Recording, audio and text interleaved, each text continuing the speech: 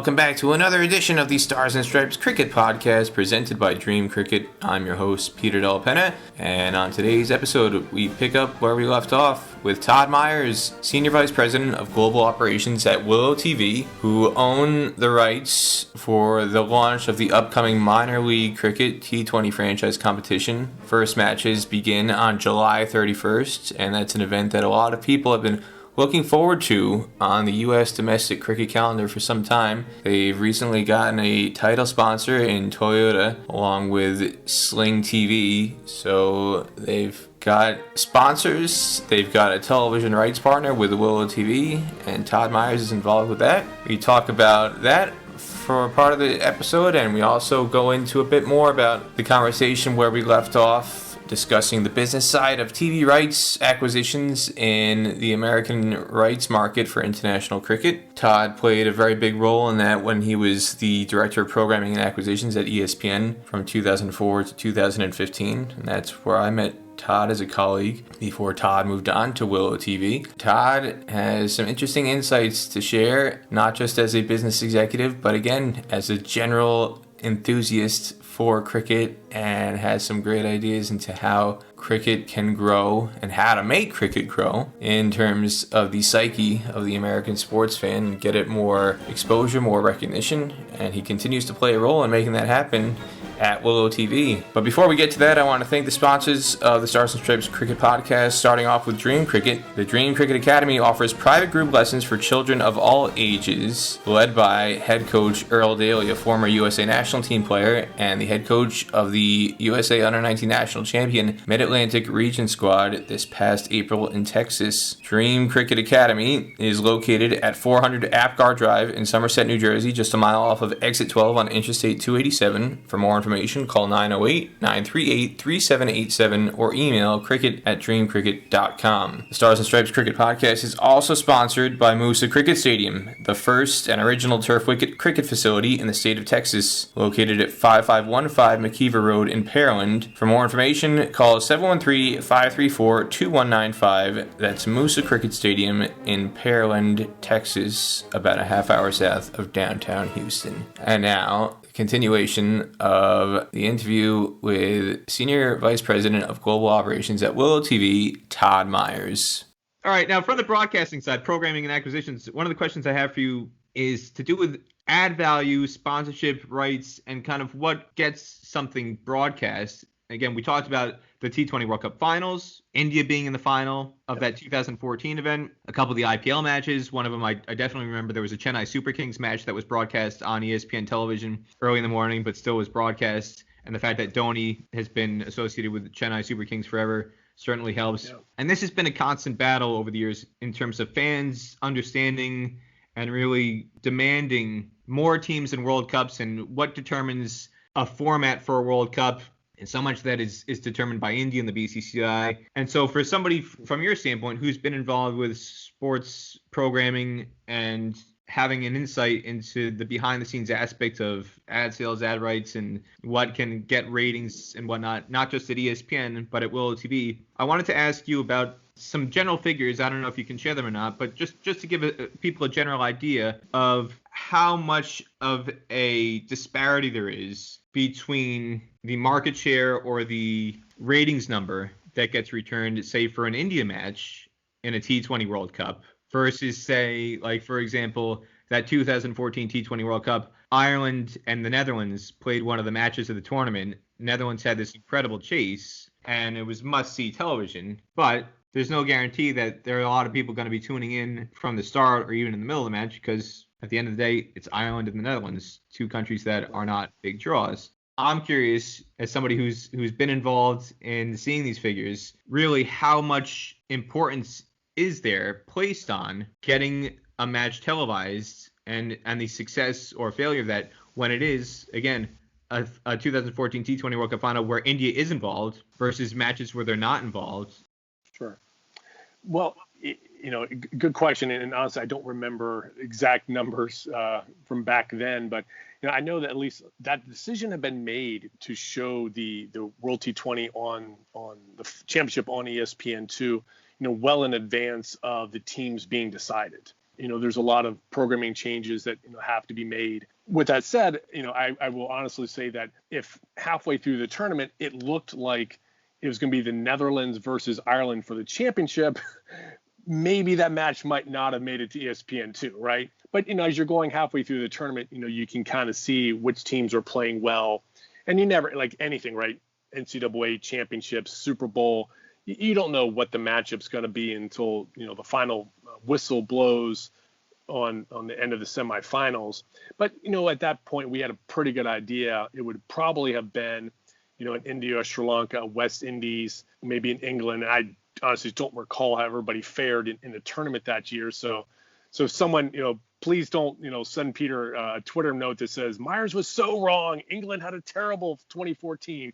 I don't recall exactly, right? But we kind of knew going through that there'd be probably one of the blue bloods, if you will, using a kind of college basketball term, would be making it to the finals. So we felt pretty confident that it would generate viewership. But I would say the answer of the important in the kind of more macro level, the importance of one of the Indias and Australias and England, et cetera, or West Indies, for this market, right? I mean, for America, obviously a lot of popularity and passion around the West Indies team here. It's probably similar to a college basketball game, right? I mean, do fans want to watch Duke versus Kentucky for a championship, or do you want to watch, gosh, I'm going to pick out two schools and they're probably going to now hate me and I'll never get some kind of honorary doctorate from them, but would you rather see Butler take on NC State, right? I mean, who has bigger fan bases? Sorry, and Butler and NC State, please, again, don't. I'm just using as fan as an example, right? And NC State certainly has had its day, and Butler, obviously, I'm a Duke fan, so that's also why I picked them out. So we kind of beat you a few years ago. But anywho, it's no different than in any other sport, right? I mean, the Yankees draw more eyeballs, whether they're good or they're not as good, right? More people watch them. I'm a Dallas Cowboys fan, right? Cowboys, whether they're 14-2 or 2-14, there's people that want to watch, right? Because they either want to cheer them on or they want to watch them fail. And I think it's a similar thing in the level of cricket, especially around India. I mean, again, they have the largest fan base in the world, and but obviously if you're not an India fan, you may cheer against them because again, using the Cowboys or the Yankees or the Lakers as kind of example, right? If you got a rabid fan base that wants them to do well. There's also a whole bunch of people that are just fine watching those teams lose. Oh, the Cowboys are 1-15 this year. Fantastic, right? Lakers aren't gonna, Lakers gonna lose to Golden State tonight, and great, right? It's the same thing I think with India, that you have a hardcore group of people, but other countries are just as happy to see them not perform as well, not make it to the final, bomb out. Like I was at the 2015 Cricket World Cup in Australia, and India made it to the semifinals, and I don't recall exactly what the final score was, but Australia pretty much throttled them. I think they won by 90 runs or something, 100 runs, somewhere in that ballpark. Maybe it was 95. I'll split the difference, but it was Australia really, handed it to them pretty good, right? So I'm sure there was, same thing as I was just saying that there's the group of people that love to see a team win, balanced by a group of people who love to see them kind of stumble and fall flat. You're almost right on the money there. 95 runs was the margin there. All right, there you go. All right, because I remember watching, and it was one of those things that I think Dhoni had a pretty good day, but it was just the Australian bowlers just kept them down, right? India just couldn't get boundaries in that match, right? I mean, I think Dhoni was rotating the strike and all that, but no one kind of got hot and was all right, I'm going to go off and hit, in this over, we're going to score 15 runs. And that was going to be the breakthrough that would then propel them forward. They just couldn't seem to get off of, again, all credit to the Australian bowlers in that match for kind of keeping India's score down. Again, you're there as somebody who appreciates cricket, but you're also there wanting to get a match in the final that's going to draw ratings back on ESPN USA. You've got the host country going up against the biggest ratings draw. Right. Are you hoping kind of internally Dhoni has to score a century here, or else this could mean the difference between a couple $1 million of ad revenue going up in smoke, and maybe some staff adjustments when we get back from Australia? Do these thoughts go through your mind? No, not at all. I mean, from the positive side, I guess, is that, hey, the ad sales dollars, it had already been committed, and whatever they were at the time. So, that was kind of what it was. And like I said, we don't control who's in the finals. And I remember that match is ultimately, I think Australia, New Zealand wound up playing for the title. But I will say, right, I mean, like, putting myself just as a sports fan, not as a sports executive, you always, or always may be a strong word, but from my point of view, I would much rather see, Duke play Kentucky, the Cowboys are playing the Patriots, the two biggest, most popular teams are battling it out for the championship. And obviously that can't happen every year, because also other fans of other teams would get bored and would stop watching, and that wouldn't be great. But yeah, I mean, India, Australia, it would have been probably better for ratings, candidly, if that had been the final. And I don't recall exactly how many viewers watch India, Australia versus watch Australia, New Zealand.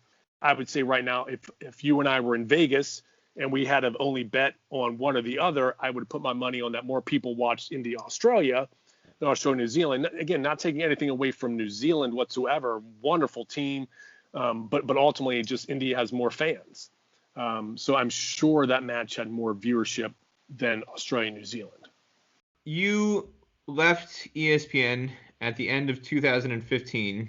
Your next stop was with One World Sports, which also had an affiliation with cricket rights. Was that something that at that stage, I mean, had you been kind of sucked into cricket enough where you were looking specifically for a cricket-related role in sports business? Or were you still kind of looking just generally and potentially going in a different direction with other sports?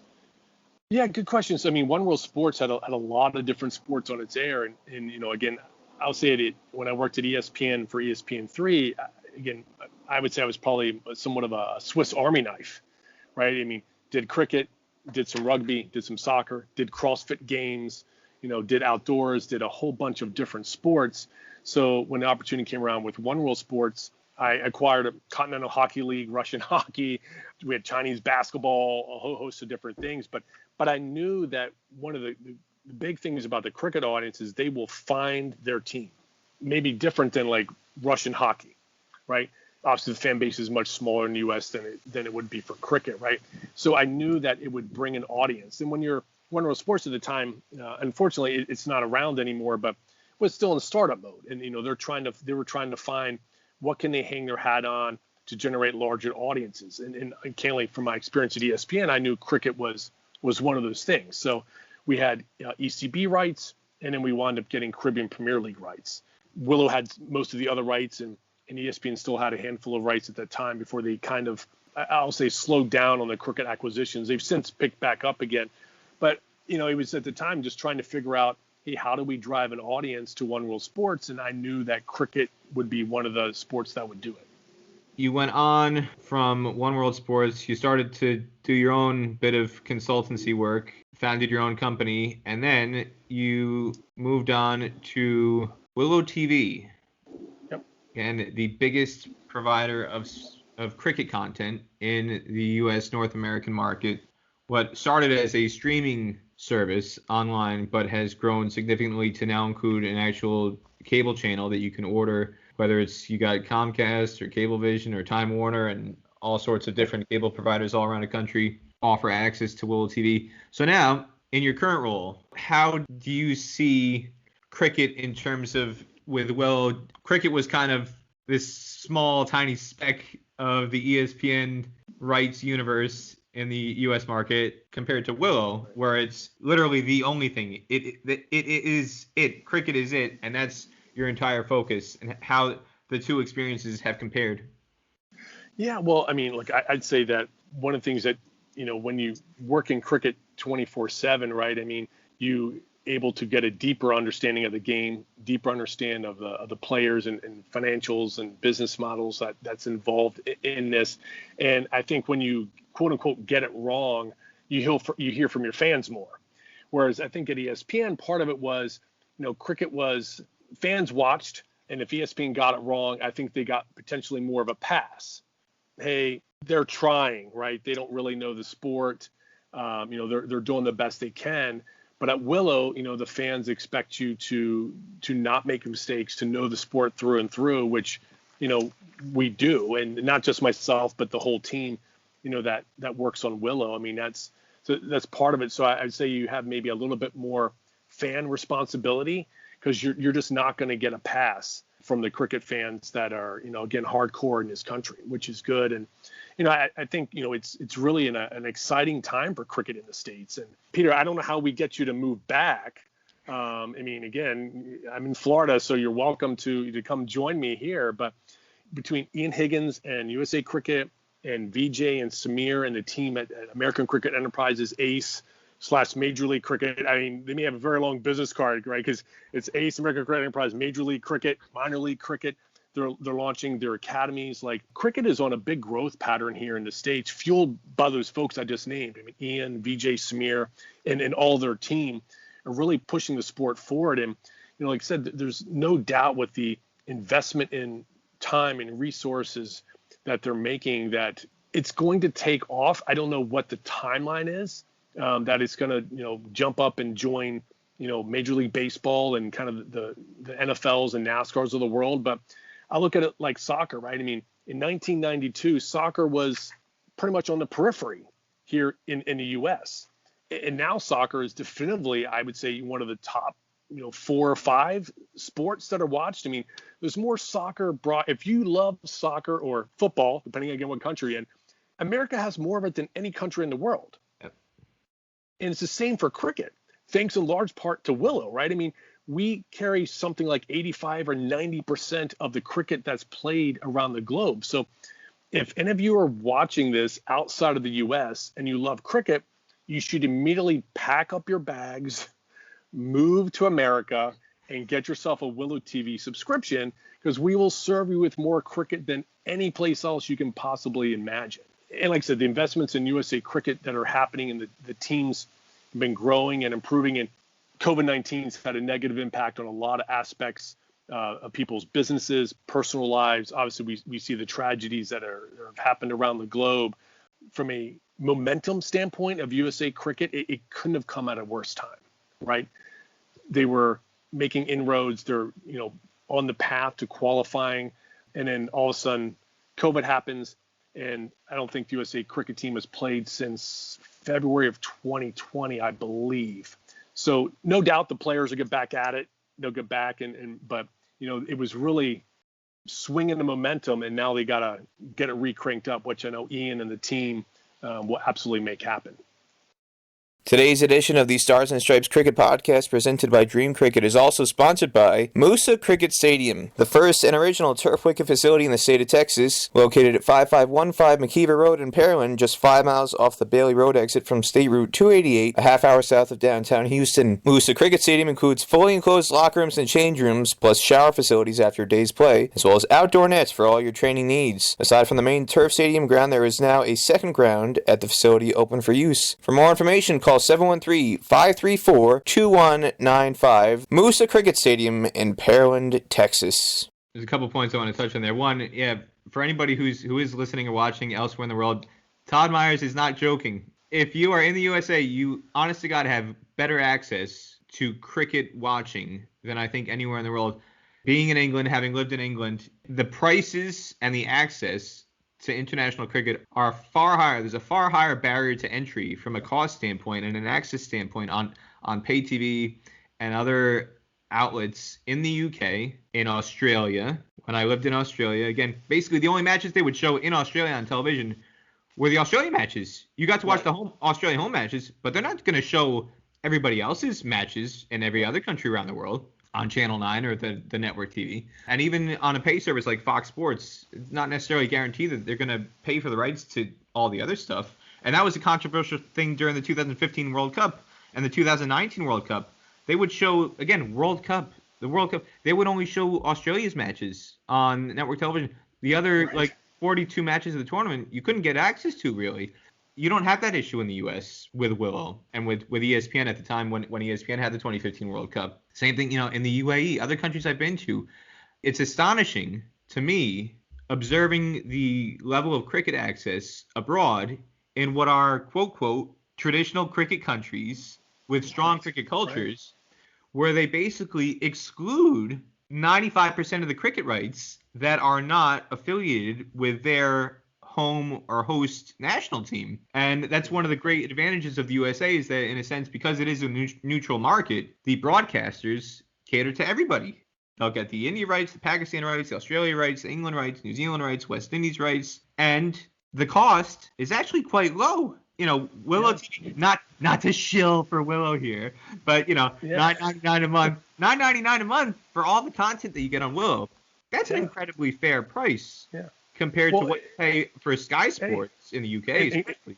And I'll do one better. I mean, sign up for the annual pass. It's only $60. I mean, it's $5 a month if you sign up for the year. I mean, how do you beat that when you have the Ashes and Bangladesh and Sri Lanka and Zimbabwe and IPL and ICC and the list goes on. Cricket Australia and the Big Bash League and CPL and Pakistan Super League and the Pakistan home international rights. Like, how can you go wrong for an annual pass of $60? Do you get to watch all of that? To your point, Peter, there's nowhere else in the world that $60 US will get you that much cricket. It's impossible. And then coming next year, Major League Cricket will be added into that as well. Like, it's just impossible to beat that deal. Do I need to bill Samir and VJ for the promo they just got? Absolutely, you should. I'll get them on the phone. All right, USA matches are actually being shown, broadcast for the first time. You mentioned that February 2020 tour, the last tour that USA had, those matches in Nepal were simulcast on Willow TV. Now, it's a great positive in terms of the USA national team getting exposure that previously they might not have had in the past. And I know I got to broadcast. I was on air with Andrew Leonard as the two USA representatives in the play-by-play booth in the TV setup that they had at Tribhuvan University Stadium. So getting a chance to provide analysis commentary to a U.S. audience back home was a tremendous thrill and honor from my own standpoint. But from a big picture standpoint, I also have it in the back of my head that as wonderful as it is to show these matches featuring USA, that doesn't really cater to Willow's audience. All the people who are subscribing to Willow TV, or 99% of them who are subscribing to Willow, they're subscribing for the IPL, India matches, England matches, Australia matches, West Indies matches. So what kind of role do you see Willow taking in terms of providing exposure to USA? Is it a case of there being a opportunity and a platform for the USA market to grow organically and to cultivate that fan base specifically for the USA national team organically? Or do you feel that as part of this deal, this rights deal with Ace and Willow, that you almost have to force feed it like a baby? You're just getting the spoon and just force feeding it down fans' throats. You will watch this USA match whether you like it or not. We're giving it to you, and that's it. No, we're not. We're certainly not force feeding anybody that, because what happens if you do that to babies, right? They spit it back out, right? So we don't want any spit up on us. No, look, we certainly feel and believe, and I can't only personally believe that, it's what we talked a little bit earlier about exposing the team, right? It was a little bit different context when we were talking about ESPN and exposing cricket. I think it's a similar thing here, right? I mean, we need to expose Team USA to the fans that live here more, right? I mean, it just hasn't been done. So part of my role and the team's role that works here with VJ and Samir and Ian, our goal is to provide a platform for fans to be able to watch the games. And again, I firmly believe that if fans watch Team USA, they'll start to know the players. They'll start to figure out when they're playing. They'll start tuning in and watching more. It's no different than many other sports, right? I mean, Americans love to fly the flag, right? You want to support whether it's the Team USA water polo team, the Team USA rugby team, it doesn't matter, or the basketball team, right? You want to support your country. And again, I haven't lived outside the U.S. Peter, you have, so you'd be more of an expert on that kind of piece than I do. But I feel like Americans take a great deal of pride in supporting their home national teams. And I think we are going to provide them the access to the Team USA that they just previously have never had. And they're going to like what they see. They're going to like the players, and they're going to start cheering for them And candidly, I'll probably wind up catching flack if we don't get some of their matches on TV for some reason, because they travel to Oman or someplace else and the match just isn't being produced, and I can't get you and Andrew Leonard to fly across and do it. I mean, I have a feeling I'll wind up getting emails or tweets at me saying, hey, I don't understand. Why isn't USA Cricket? Well, don't blame me. It's in Oman, just as an example, and there's no feed being made. But we could not be more excited about our partnership with the team at ACE and in our team in our partnership with USA Cricket. The other aspect of that, the minor league cricket, Major League Cricket, MLC, is now been pushed back to launch in 2023. A lot of things have been affected by COVID, and this is one of the things that's been pushed back. But still, the plan is there to launch Major League Cricket, the 6-team franchise tournament in 2023, and there was the acquisition of the Air Hogs Stadium in Grand Prairie.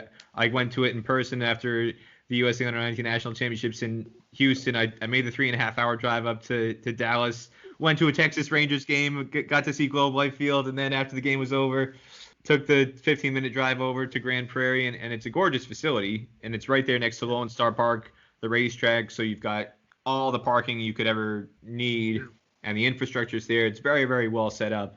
So there's some promising signs there that I can see on the ground, and the renovation project that's going to be undertaken to convert that into a cricket field.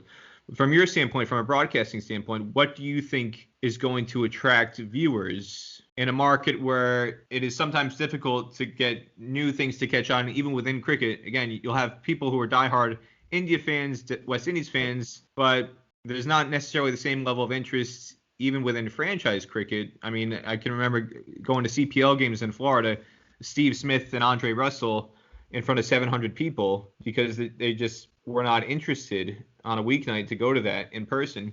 So what do you think, taking all those things into consideration, it's going to take for a new competition to succeed in the same way that when India comes to Florida, you can guarantee 12,000 people are going to show up in a stadium?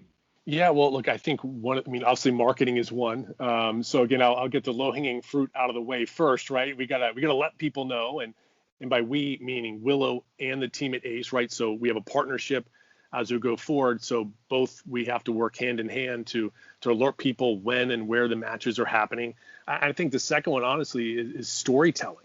I'll harken back to when I worked on the CrossFit Games for ESPN, and I felt they did a very good job in the telecast telling you why you should care about this person. Who was Annie Thor's daughter? Who is, sorry, she's still alive. No, Annie, follow you on Instagram. You're not dead. You're still alive. Rich Froning. Who is Rich Froning? Who are these people, right?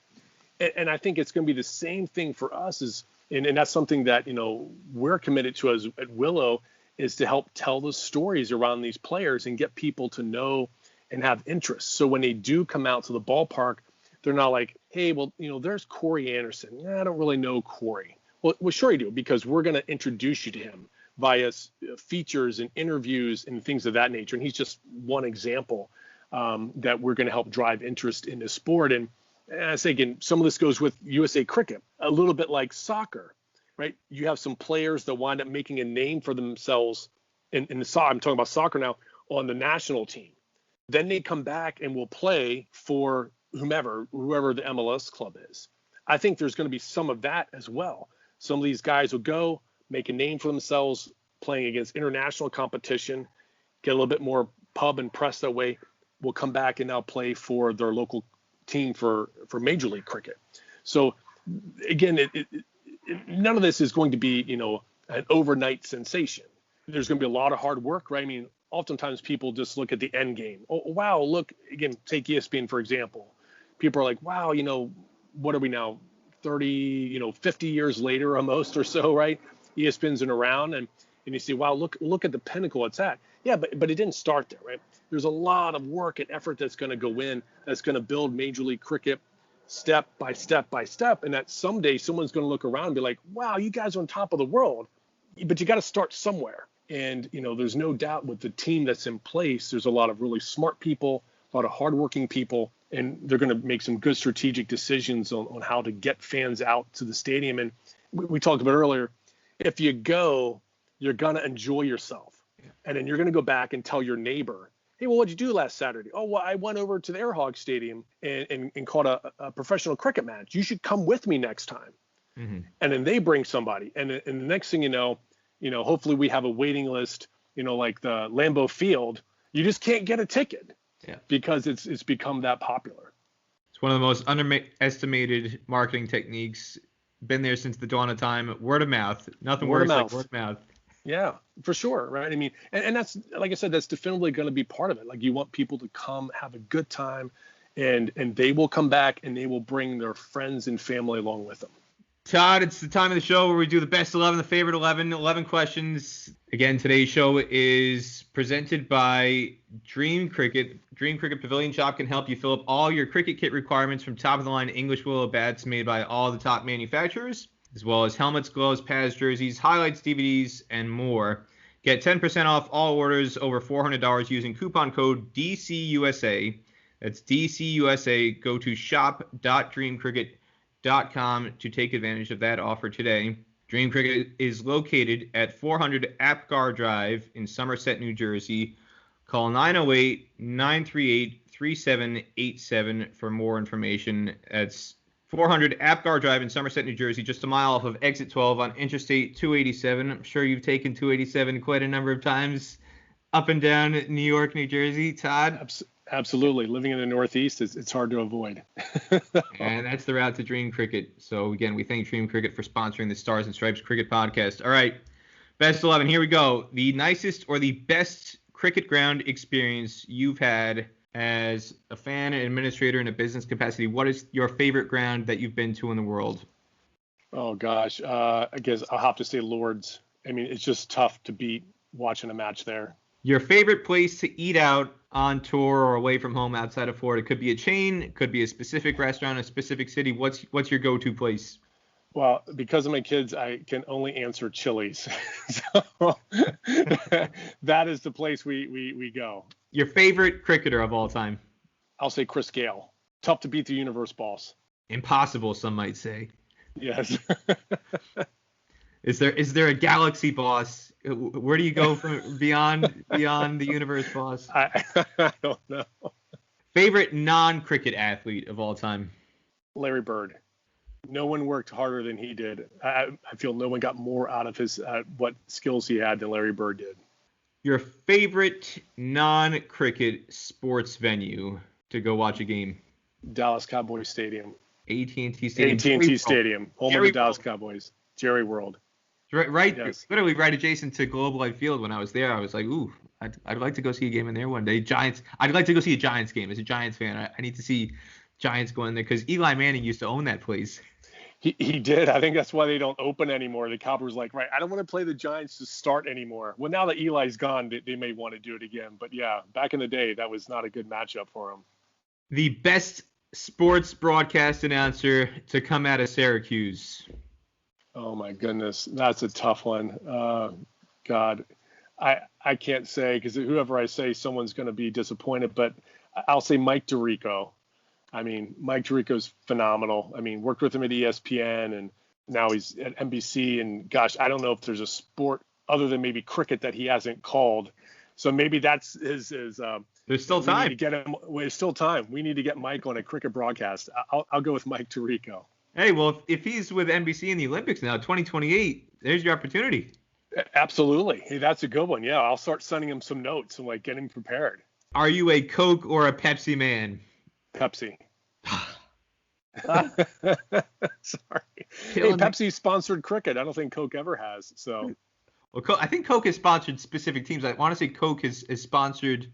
I forget if it was Australia or they sponsored Pakistan at one point in time. I know Pakistan has since been sponsored by Pepsi, but right. They have sponsored specific teams, not overall events though. I do remember a funny thing is well now Coca-Cola actually is the official ICC sponsor. So Coca-Cola and ICC have the partnership now, and depending on what events you are at what time, I remember bringing non-Coca-Cola branded sports drinks. There's a specific sports drink, very famous sports drink brand. I don't want to offend anybody at the ICC, but I carry this lemon lime flavored sports drink everywhere I go.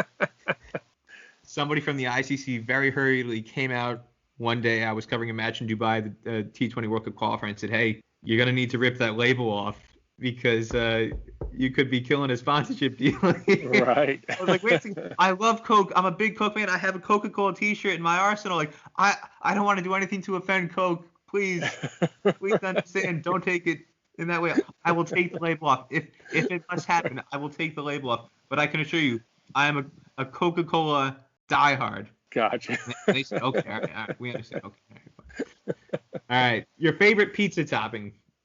Ham. Ham. I like the Hawaiian pizza, a little ham and pineapple. Just ham or ham and pineapple? Do you go all the way? Ham and pineapple. Yeah. Your favorite movie? Two. I'm gonna go with two. Rocky IV, and then Avengers Endgame. If he dies, he dies. He dies. If you can change and we can change, then we all can change. So many quotable lines from that movie. Oh, What a classic. All right, last but not least, rounding it off, themed around your career, the best ever Sports Center anchor in your eyes. I'm going to go with the duo of Stu Scott and Rich Eisen. They were just a phenomenal duo. So I'm going to have to go for the tie. No offense to all my friends that I still know and keep in touch with that are anchors there, but it's tough to top Stuart and Rich. They were just dynamite. Or they were as cool as the other side of the pillow. Side of the pillow. Oh, even better. See, I should have got that one. Oh, yes. Absolutely. Todd Myers, Senior Vice President at Willow TV, thank you so much for coming on the Stars and Stripes Cricket Podcast presented by DreamCricket. The floor is yours. Anything else you want to say about what you're doing at Willow TV right now, what is in store, or anything else about cricket and your experiences in cricket that you think people should know? Look, I'll just say, if you haven't experienced a cricket match in 2020, well, we have minor league cricket this summer. Come out and watch. Next year, where it's going to be the start of Major League Cricket, come out and watch. You're going to love it. For $60, you can watch more cricket than you can possibly imagine.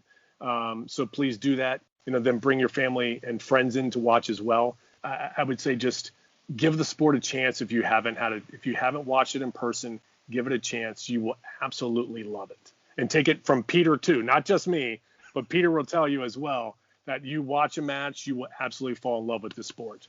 I'm going to do the tag team and tag you in off tag through from 3,000 miles away. Here we go.